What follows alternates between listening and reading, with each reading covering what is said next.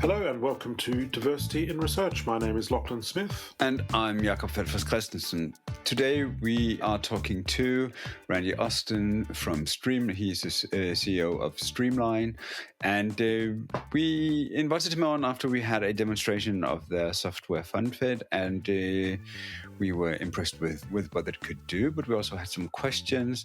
And we're very happy they agreed to join us here for a talk about machine learning, the future of funding databases in research, what it can and can't do, and some of the possibilities and challenges when it comes to EDI. So we hope you enjoy this conversation with Randy, and then we'll be back right after with a quick follow-up.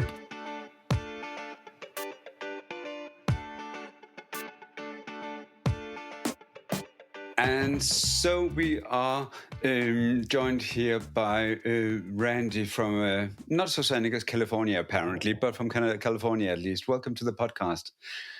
Thank you, Jacob. It's great to be here. Before we dive into today's topic, could you tell us a little about who you are and your work? Sure. I'm Randy Ozden, CEO of Streamlyne. We are a research automation software company. But my background is computer science major, a total geek. I used to be a software developer.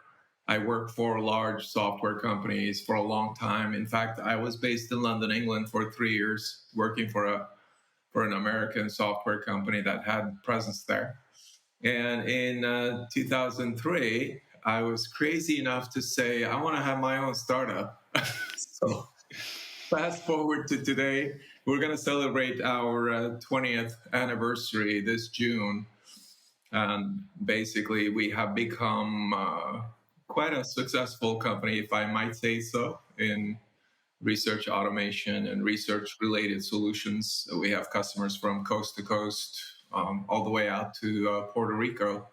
And we are very big on diversity and inclusion. So thank you for inviting me.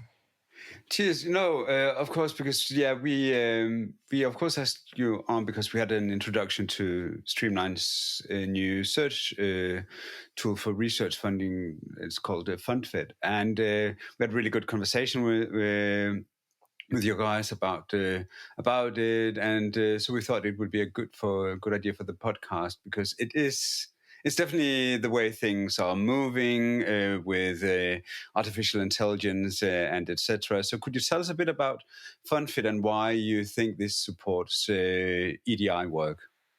Right. So the concept goes back easily 4 or 5 years, but as you can imagine, we've had several pivots. In a nutshell, FundFit is designed to score your researchers for a given funding opportunity so that you have a better chance of winning that particular funding, regardless of where it comes from. It could be from a federal agency, a corporation, foundation, and what have you. But it doesn't stop there. It actually enables internal teaming for the best results. You could also do external teaming, collaborations, and we use machine learning, as you can imagine. And one of the benefits, one of the goals we have is to provide better visibility to diversity and inclusion in the form of not just seniority bias, but also racial and whatever form this particular challenge comes in, we're trying to address it with the software.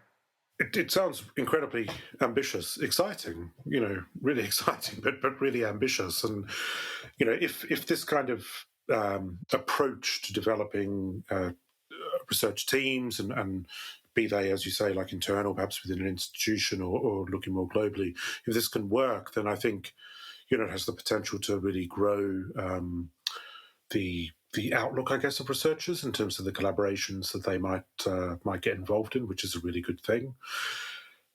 One of the things we find in research is that people tend to go to their usual suspects, their own networks, and and the like. And so if we can move away from that, that's brilliant.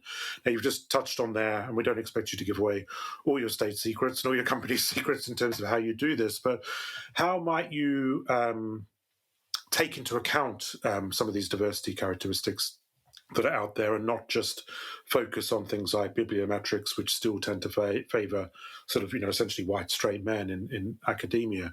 So what sort of information are you perhaps asking from people? Do people have to register onto the FundFit themselves and sort of talk a bit about themselves and their own characteristics? And what might be the implications of that? Can you sort of say a bit more about how that works, perhaps? Sure. Right now, the system is available to institutions at the institutional level. Mm-hmm. And usually the research development team is interested in this product for obvious reasons. But let's start with age bias, because it's a huge problem. Yeah. Right. There have been all kinds of statistics published that indicate that in the US, roughly half of funding, all funding, goes to 10% of the researchers out there. So there's tremendous bias. And you're absolutely correct in terms of the demographics.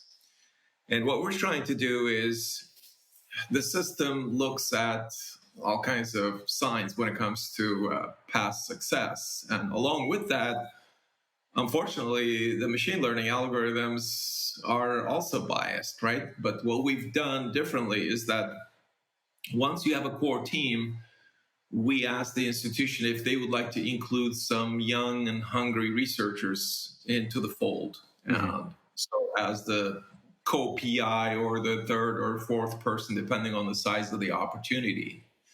So that's one way of doing this. And going forward, we're going to look at other sources of data, such as the preprint servers, because the young and hungry researchers don't necessarily have lots of publications out there. Mm-hmm. Yeah, the preprint servers have some signs when it comes to potential that they might have. So that's a couple of ways of trying to address this seniority bias. But when it comes to other types of bias, race and sexual orientation and so on, it's a huge challenge. You're absolutely correct. The good news is that a lot of the institutions in the US now have a mandate, not necessarily a mandate, but they have this intense desire to team up with HBCUs, for example. So we happen to be a member of GWIR, which is, they admit it's not a good name, but Government University Industry Research Roundtable is what it stands for. It's a mouthful.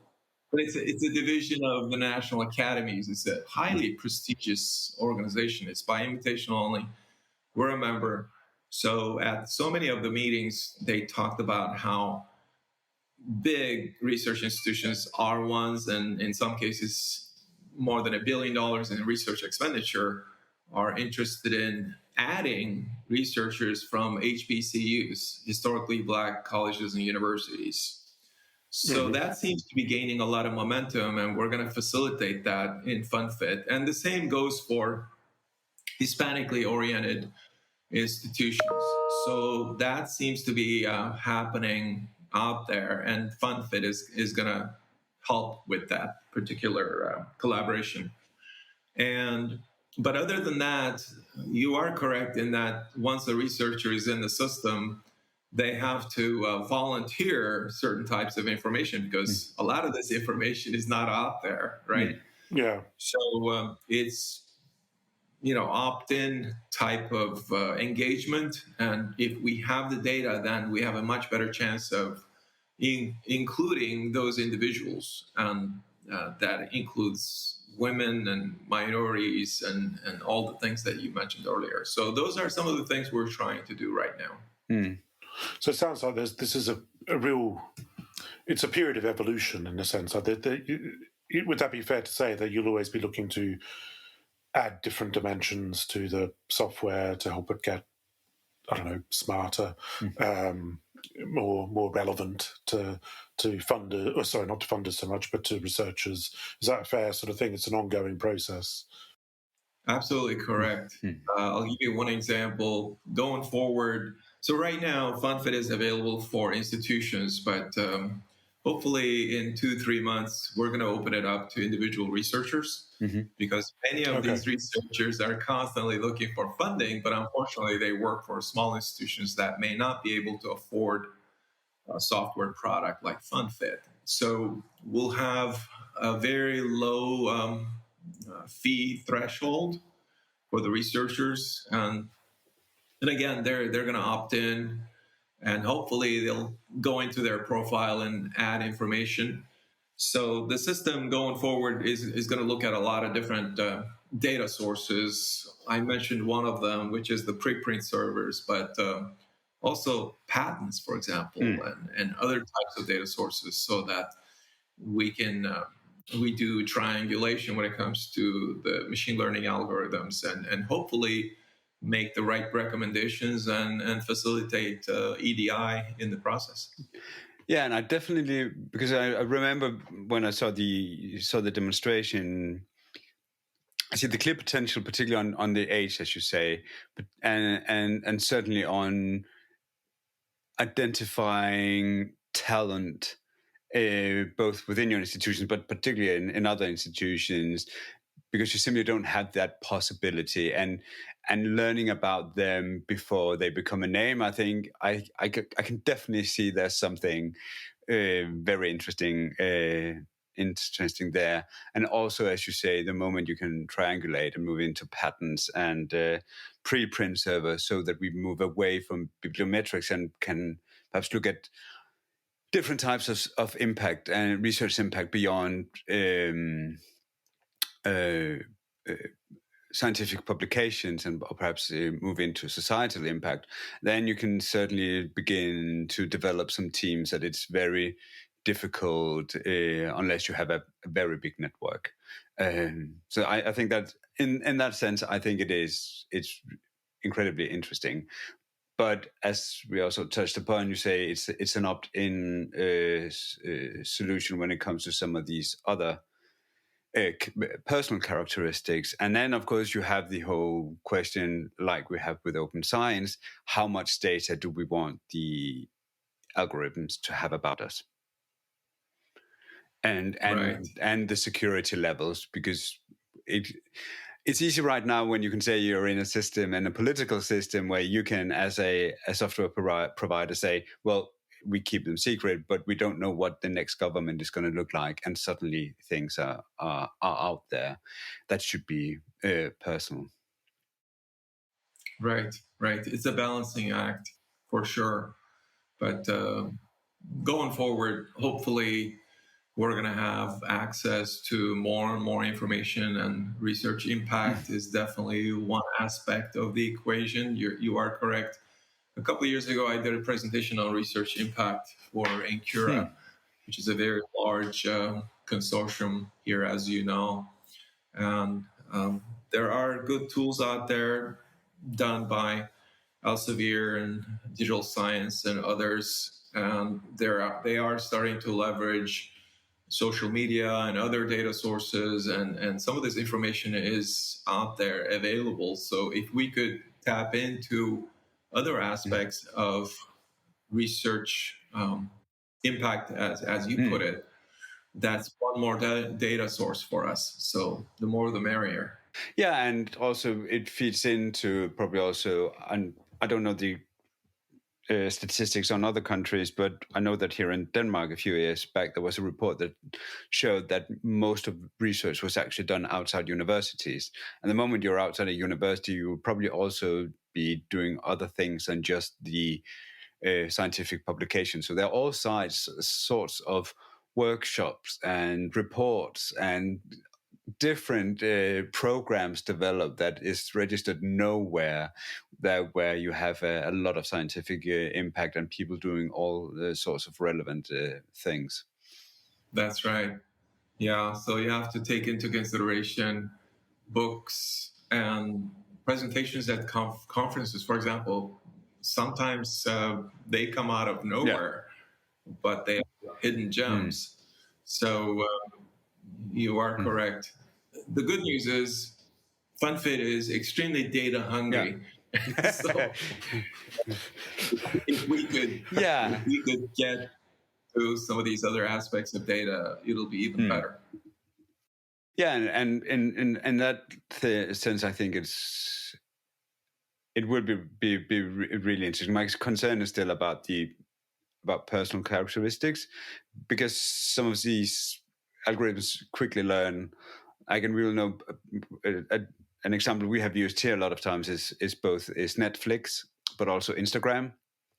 They have never asked me whether I'm gay, but when I look at what Netflix suggests me, they have clearly figured out that I'm gay, and probably and the same with Instagram. They have never asked me, but considering my feed is mainly made up of pugs, knitting, and well-trained men with no shirts on, they have figured me out as well. So, and that is of course a part of the challenge of these machine learning tools, that they figure stuff out even if you don't tell them. Right. It's like it's good news and bad news, right? It is.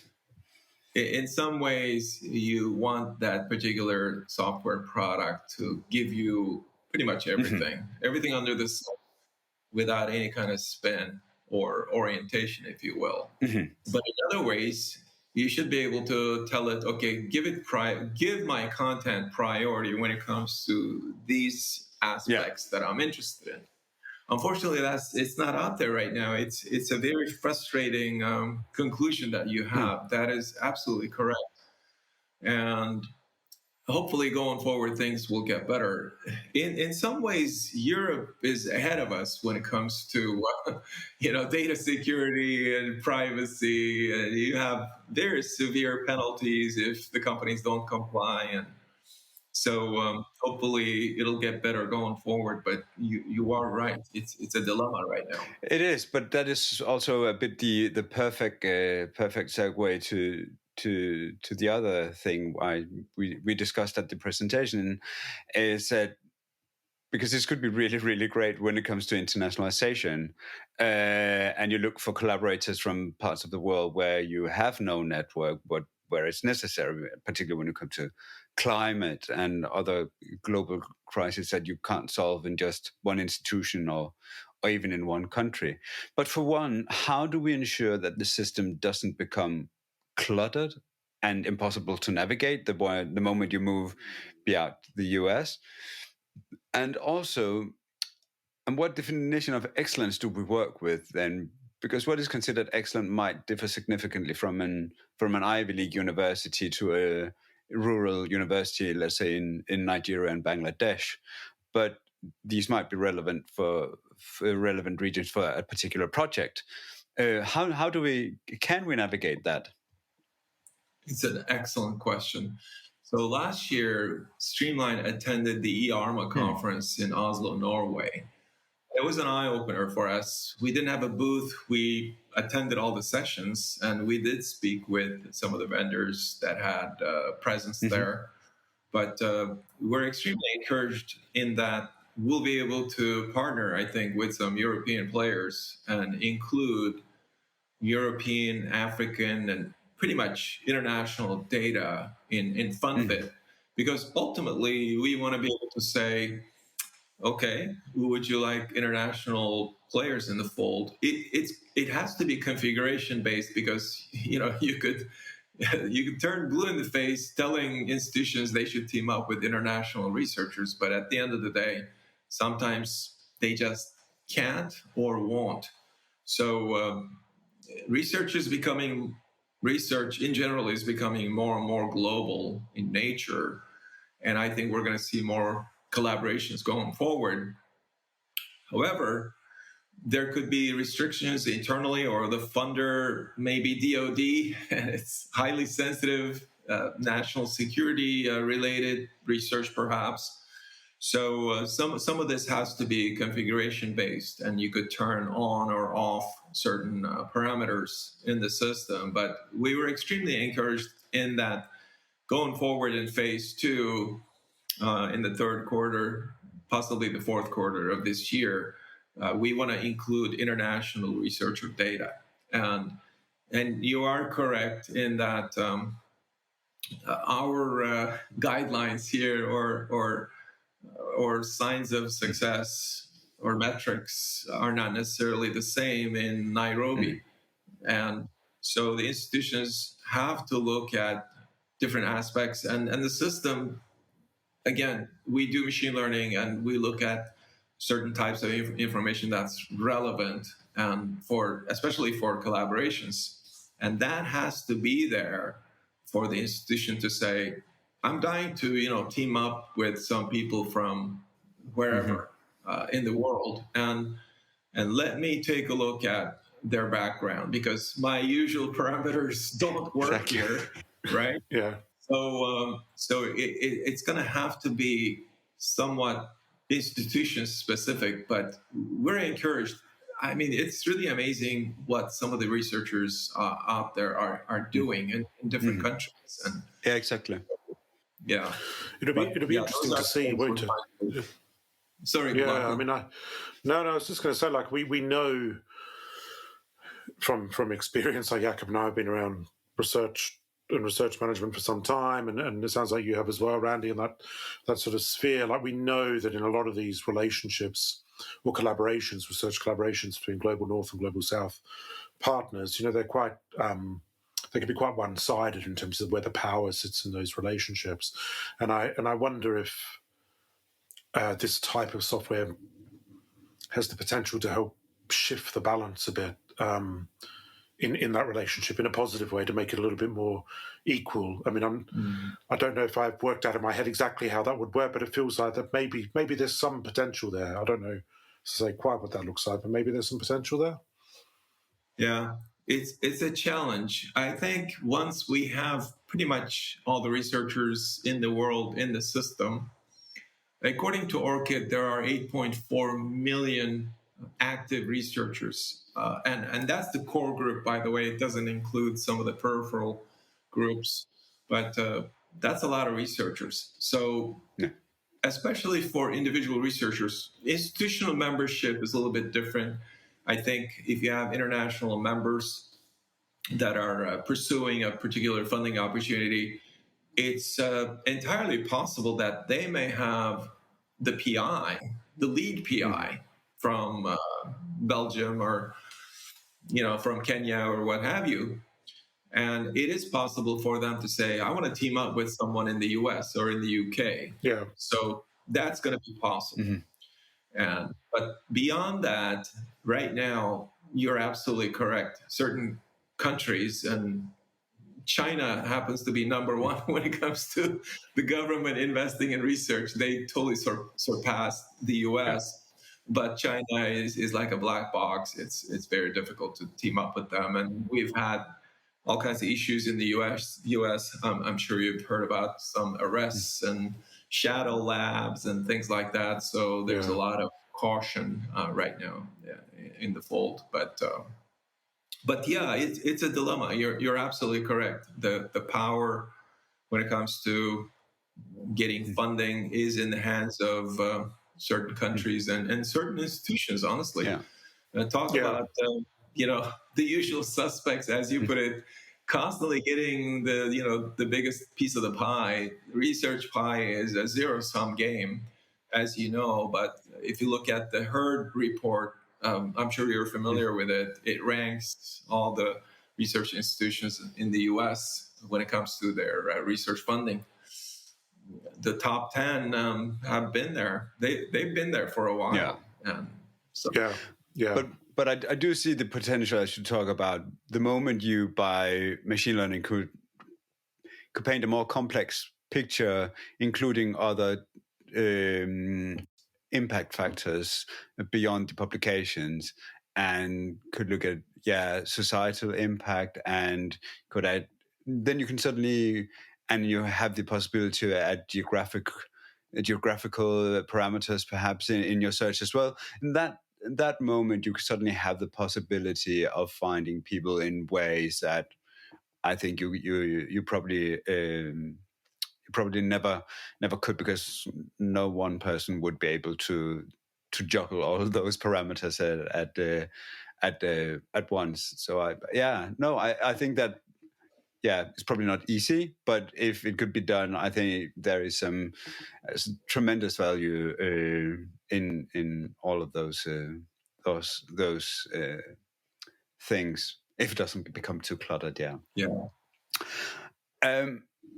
there's of course no question that AI will take databases and like I also almost say grew up with when we started in research management. It was a lot more simple databases that we looked for funding in. But AI will take databases and tools like FundFit to a completely different level from where we are in research support offices today. So where do you see this going, and how do we balance the efficiency and possibilities, as we have talked about, with the ethics and protection for researchers with a minority background that we've also talked about, because it's just going so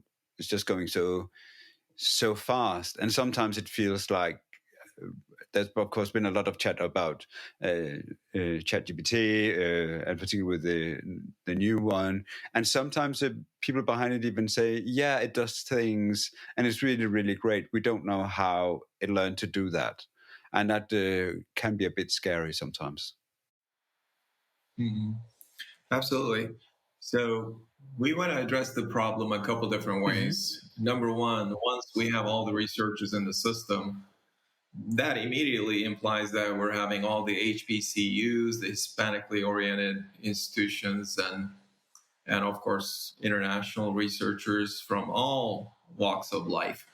And so the system automatically or automagically will put together teams, right? So you have diversity in the system, and now you're looking at backgrounds and potential when it comes to either through published sources or not in some cases not necessarily published, but some indications that those researchers are qualified for a given funding opportunity. So it's going to happen by default. However, again, I think there has to be some desire that some of these large research institutions, they want to team up with certain groups. So there's really no way around it. And I think it's progress until we get to a point where everything is it's all level playing field. That they're going to have to say, bring me some researchers from these particular institutions that are classified as, HAKU institutions or Hispanically oriented, or HBCUs and whatever else is available to them. So I think it's going to have to happen both ways. Again, number one, include pretty much everybody. That immediately eliminates the system, to a certain degree, doesn't really know when the system looks at a researcher if that person is of a certain racial background or what have you. But it's a combination of machine learning on all the researchers, so you have inclusion by default, but also by choice. The system does allow you, and this was a request that we implemented right away. They want to be able to say, I want to team up with these institutions here, and here's why. So at first we thought, is that a good idea? But it was explained to us that that's one of the things that the system must have. So, but we have that feature. It'd be interesting just to, and you sort of started to touch on it there in that answer, actually. But one of the things that I was thinking about as we were chatting is, I guess, what does success look like? Like perhaps from a researcher's perspective, like if they were on the system, is success just about securing more research funding? Is it something slightly different? Have you got a sense in your head of what success might look like for a researcher on the who uses FundFit? Yeah, number one is funding. Without funding, you're dead. Yeah. Dr. Lauer from NIH a few years ago did an amazing presentation at the FTP meetings, Federal Demonstration Partnership meeting in DC, and he had some slides that showed the seniority bias is very bad for the researchers because young and hungry researchers are dropping out. Mm-hmm. They're not getting funding. They tried to implement a point system. I don't know if you remember that, but it did not go through. Meaning, if you have so much research funding, you're not going to get any more. They're going to. Okay. Right. It didn't go anywhere. But so number one is funding, without a doubt. But if we could have success stories where I was visiting Texas A&M University and the vice chancellor of research made a very interesting comment back then. He said, FundFit could actually expose some of my researchers in rural areas that nobody knows who they are, what they do. They're kind of like the diamonds in the rough, if you will. And if we could have stories where someone out there in an unlikely place received funding because of FundFit, one way or the other, that is huge, right? And collaborations where inclusion is happening in whatever form, but inclusion and diversity is happening, and FundFit is helping with that. I think that is huge. Yeah, and I also think it will be quite interesting, as with the move we see here in Europe, with the agreement on reform on research assessment, I think is the full name as it is right now, where they are talking about exactly to move to both assessing research and researchers on more than bibliometrics, that they have realized we need a more complex picture. And how do you collect that in one way or the other to have that complex assessment, and also when you are putting a team together moving forward, how will you collect that? And there's definitely again something to be said for machine learning and a software for like FundFit. Apart from just the specific funding opportunity. Right. So again, there are some software products that are looking at different aspects of what's done and what's possible. So the anecdotal data in some cases is incredibly helpful, and it's going to come in all kinds of different flavors. So you are right. It's a big challenge, but it's getting better and better. It is, and I was really impressed when I saw it. And again, I haven't looked at any of these things for quite a while, and it was rather basic databases back then. But as you say, there's still a bit of way to go. But looking at there's definitely some very interesting potential in this that could really broaden out research collaborations, both internationally, but also when it comes to personal characteristics and other things. So we want to be respectful of your time. Thank you so much for doing this and for the demonstration, and we'll follow the work, Streamline's work closely, and then once we'll probably have you back in a few years' time and see how things have developed and what the machines have learned about us since then. It's my pleasure. Thank you for having me on.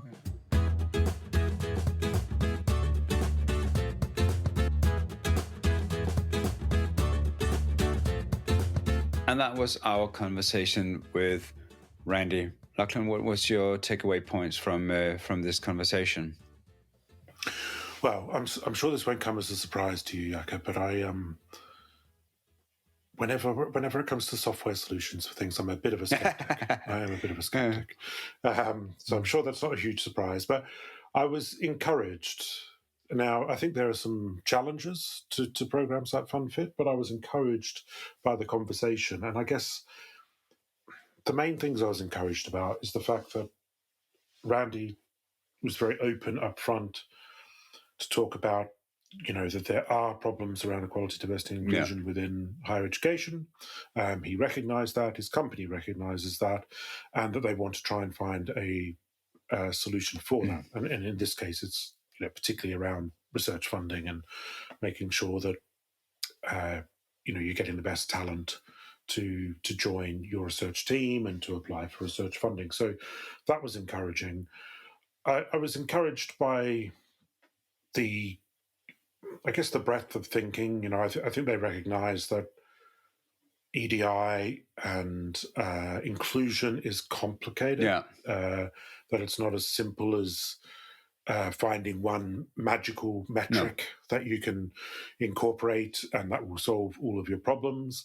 I think there's a recognition though that some of this stuff is actually pretty hard to measure, pretty hard to get under the skin of, and there's some proxy indicators, I guess, which we probably talked a little bit about in the chat. I think where I still feel maybe a little bit nervous about it is if I was a researcher, and we've touched on it before, haven't I? Uganda and the change in law in Uganda.